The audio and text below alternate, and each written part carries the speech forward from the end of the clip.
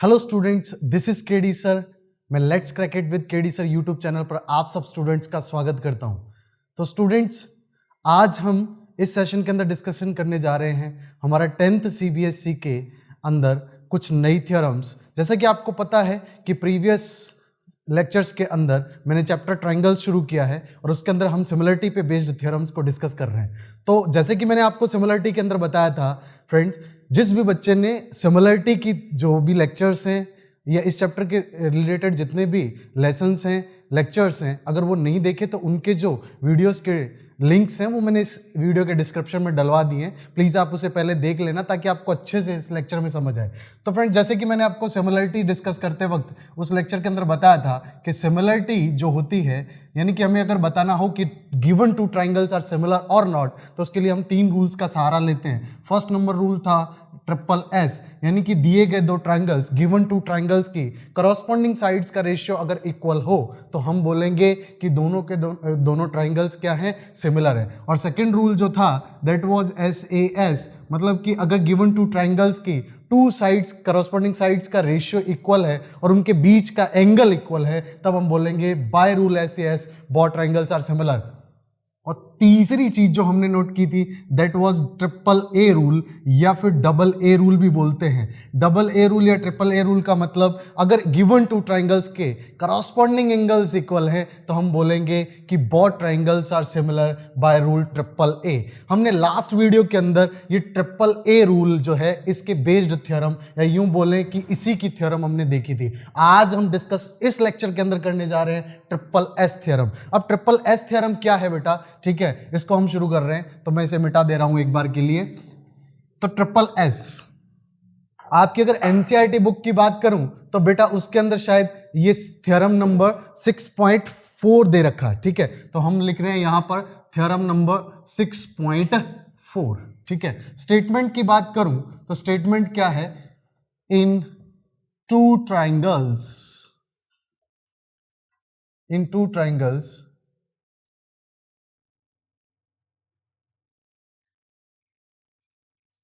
sides of one triangle are equal to sides of other,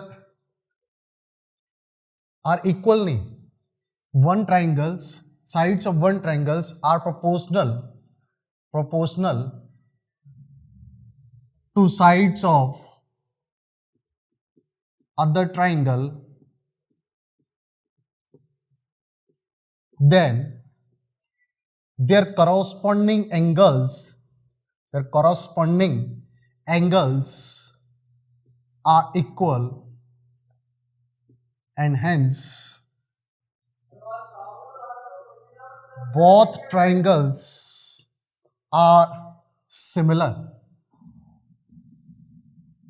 इस theorem का जो statement है इसको पहले समझें। तो ये बोलना चाहता है कि अगर गिवन दो ट्राइंगल, सपोज दैट आप बात कर रहे हैं एक ट्राइंगल है ABC एंड सेकंड ट्राइंगल जो है दैट इज DEF, तो ये कहना चाहता है कि अगर एक ट्राइंगल्स की साइड्स का दूसरी ट्राइंगल की साइड्स के साथ जो रेशियो है वो इक्वल है तो करॉस्पॉन्डिंग एंगल्स भी इक्वल होंगे, और इसीलिए हम बोल सकते हैं कि both triangles are what, similar. जैसे कि ये बोल रहा है कि अगर आपको गिवन है कि AB बाय DE इक्वल है BC बाय EF इक्वल से DF by AC, then you can say that angle A is equals to angle D, angle B is equals to angle E, and angle C is equals to what, angle F। This is the statement, ये statement है। अब हम इसका proof देखेंगे बेटा कि किस तरह से इस अगर करॉस्पॉन्डिंग साइड्स जो हैं उनका रेशियो अगर इक्वल है तो एंगल्स इक्वल कैसे हो जाते हैं। थोड़ा सा इसका जो एक्सप्लेनेशन है काफी थोड़ा सा लेंदी है, लेकिन पेशेंस बनाए रखना, बहुत इजी से समझ आएगा आपको, क्योंकि ये जो चीज़ें हैं ना इनके प्रूफ आपको आने चाहिए। अगर आपको प्रूफ आएंगे तो उससे आपका जो कॉन्फिडेंस है वो बिल्डअप होता है, आपको चीज़ों के बारे में डिटेल में पता चलता है और आप एग्जामिनेशन के अंदर क्वेश्चन को आप डिफरेंट अप्रोच से हैंडल कर सकते हैं। आप क्वेश्चन को समझने में आपको आसानी होती है, इसीलिए मैं आपको इनके सबके प्रूफ डिस्कस कर रहा हूं हर एक वीडियो के अंदर। तो आइए शुरू करते हैं इसका प्रूफ। मैं स्टेटमेंट भी मिटा दे रहा हूं, आप ध्यान रखेंगे। गिवन क्या है आपको, करॉस्पोंडिंग साइड्स का रेशियो। तो लेट्स स्टार्ट प्रूफ, किस तरह से इसको प्रूव करना है। ठीक है, तो थ्योरम नंबर 6.4। ठीक है, सपोज दैट आपको दो गिवन ट्राइंगल है। ट्राइंगल नंबर 1 नेम दे रखा है ABC। क्या दे रखा है बेटा, ABC। और सेकंड ट्राइंगल आपको दे रखा है, आप सपोज कीजिए कि कंसीडर कीजिए कि आपको गिवन है यहां पर DEF, और आपको गिवन क्या क्या है। तो फर्स्ट थिंग आप गिवन नोट करेंगे, गिवन है आपको कि AB by DE is equals to BC by, BC नहीं, आप एक बार के लिए AC ले लें। ठीक है, AC बाय DF बराबर BC बाय EF। ठीक, ये आपको गिवन है। ओके, आपको प्रूव क्या करना है, तो यहां पे लिखेंगे टू प्रूव, आपको प्रूव करना है angle A is equals to angle D, angle B is equals to what, angle E, and angle C is equals to what, angle F, because corresponding sides का रेशियो इक्वल गिवन है।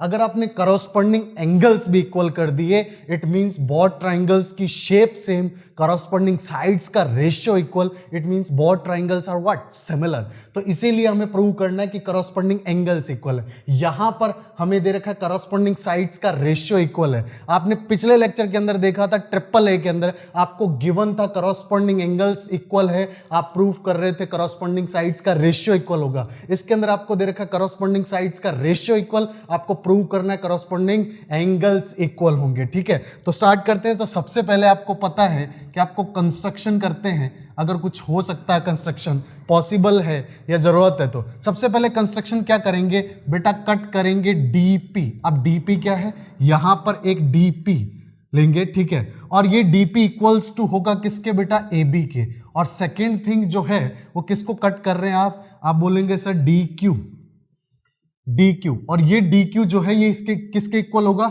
AC के equal. अब आप next point आपका होगा, आप join करेंगे किसको, PQ को आपने क्या कर दिया, ज्वाइन। P एंड Q दोनों पॉइंट्स को ज्वाइन करेंगे तो आपको कुछ इस तरह से मिलेगा। ठीक है, अब आप यहां पर एक बात बताइए, बिकॉज आपको ये गिवन है तो आप यूं बोल सकते हैं सॉल्यूशन जैसे स्टार्ट करेंगे तो सॉल्यूशन के अंदर फर्स्ट स्टेप जो होगा वो आपका ये होगा कि आपको पता है कि AB by DE equals to है AC बाय DF। ये बेटा गिवन है। ठीक है, ये अगर आपको गिवन है तो आपको पता है कि आपने AB के इक्वल्स किसको कट किया, DP को। तो मैं AB की जगह आप बोलेंगे because AB is equals to DP and, ठीक है, AB इज इक्वल्स टू क्या है, DP, और आप बोलेंगे AC इक्वल्स टू क्या है, DQ।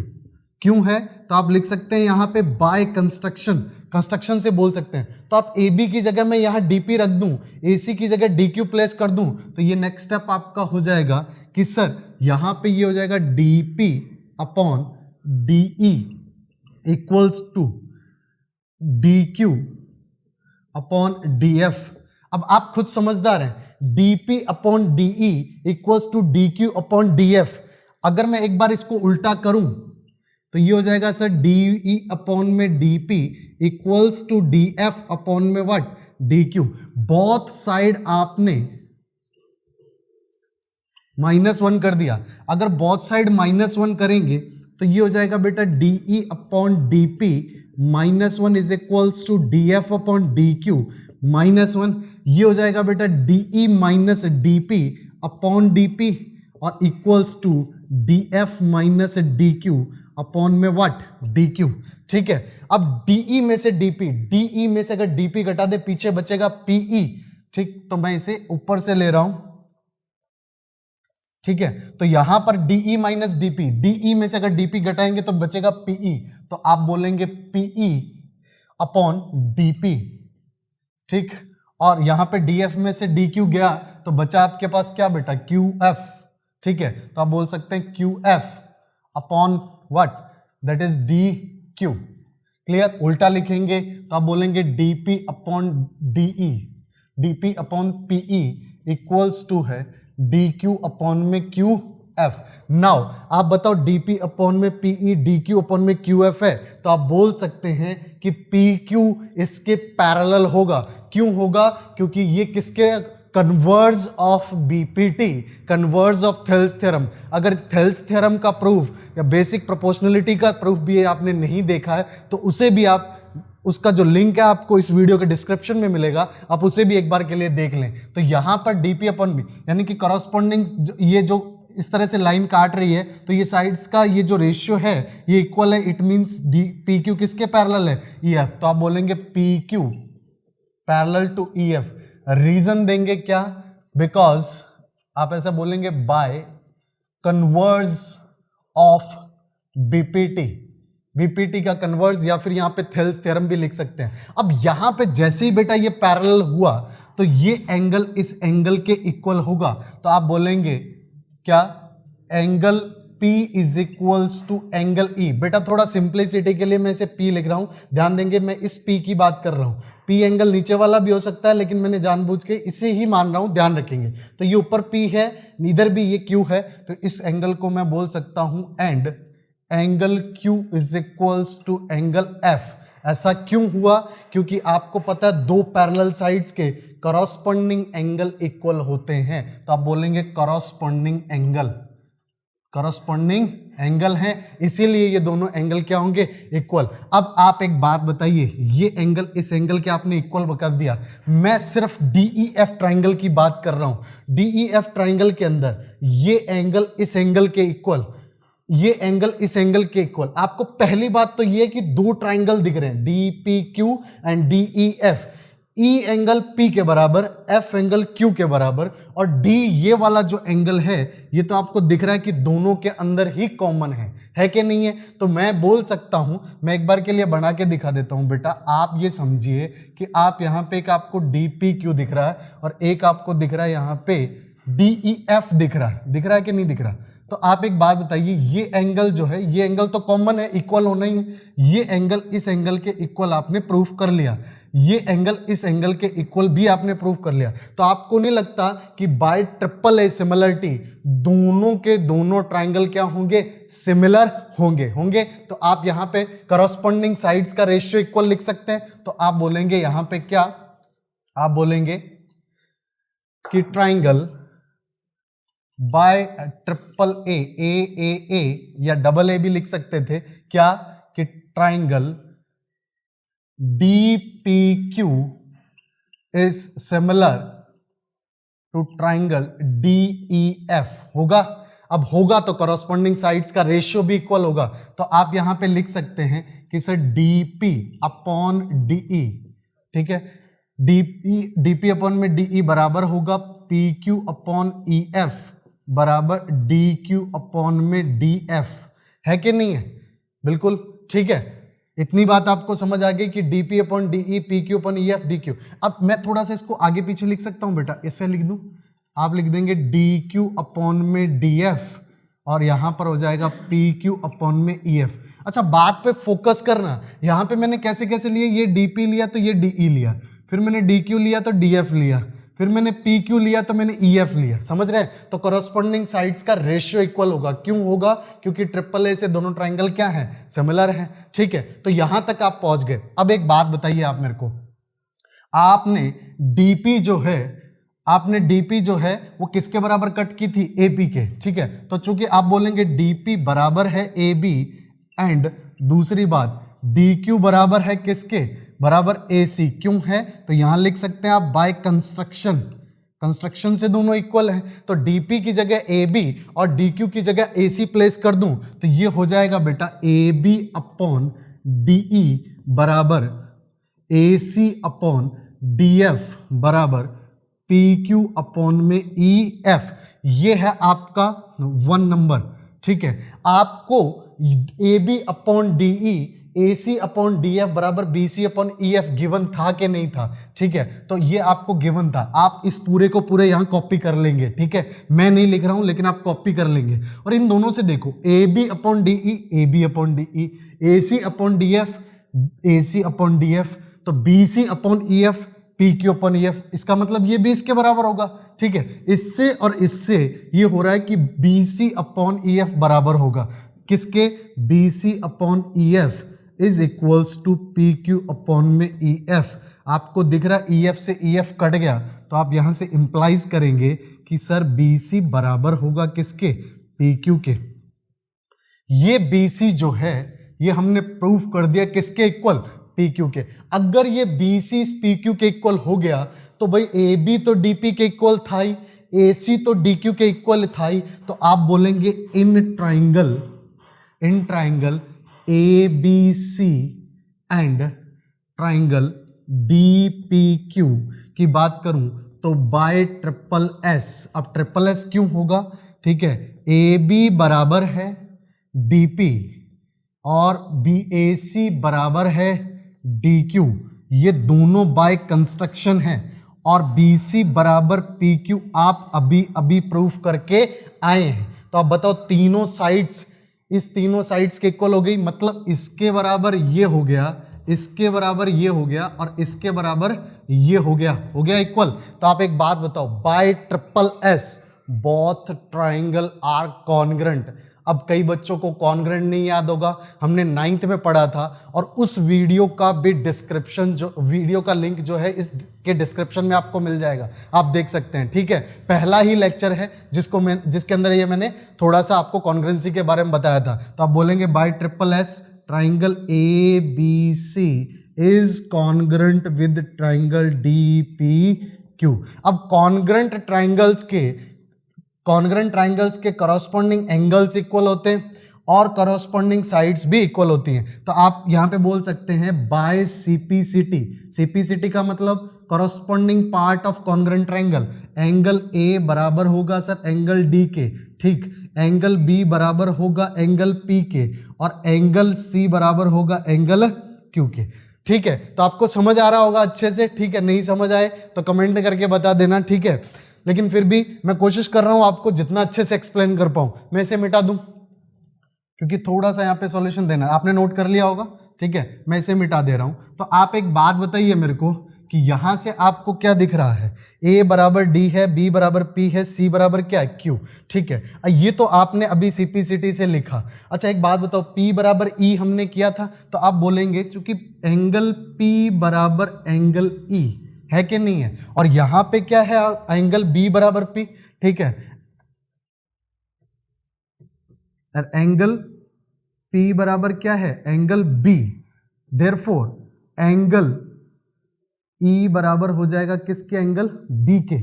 इसी टाइप से आप लिखेंगे क्या कि एंगल Q बराबर है एंगल F के, एंगल Q बराबर एंगल F, ठीक। और आप ये बताओ यहां पे आपको एंगल C बराबर क्या दिख रहा है, Q, या आप ऐसा बोल सकते हो एंगल Q बराबर क्या, एंगल C।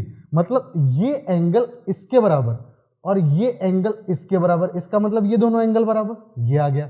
अब ये एंगल इसके बराबर और ये एंगल इसके बराबर, इसका मतलब ये दोनों एंगल बराबर हो गए। यहां से आप बोल सकते हैं क्या कि सर एंगल C बराबर, देयरफॉर एंगल C बराबर क्या हो जाएगा, एंगल F। अच्छा बताइए एंगल E बराबर एंगल B, ये एंगल इसके बराबर, ये एंगल इसके बराबर, और A बराबर D, ठीक है। ये तीनों के तीनों हो गए कि नहीं हो गए, A बराबर D, ठीक है। तो तीनों एंगल बराबर हो गए।